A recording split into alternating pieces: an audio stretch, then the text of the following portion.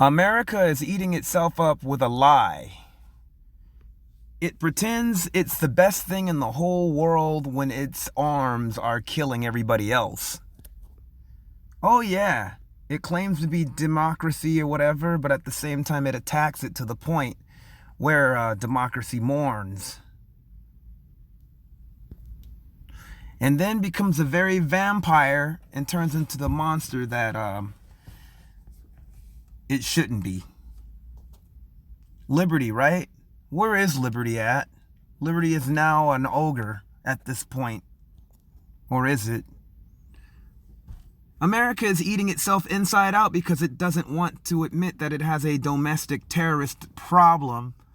And in fact, when it comes to those who are supposedly the dominant society, no one wants to admit that that is the biggest problem when it comes to terrorism. Going postal has nothing to do with a black identity extremist, which doesn't exist. Say, when was the last time you've seen any of the Moorish Temple science go and gun their co-workers down? Or, remember this McDonald's episode with John Huberty right here? I forget how many people died, but it was one of the earliest massacres that I remember, to be honest. This was like around 1984. I was about 9 years old when this happened. What about Brenda Spencer, as young as she was? But yet they want to claim that all terrorism... I mean, this woman was shooting... This is in 1979, by the way. She was shooting at kids in school. And, I mean, she's still in jail, thank God. But they want to put the face of crime and terrorism on black people so much that they ignore that there's a huge problem when it comes to terrorism in America, and it does not have a black face predominantly. So this is what's going on right now. This is what's going on. The law is allowing them to do these things. And some of them are in cahoots with that. But yet they gaffle us for even just having a lemonade stand or something like that.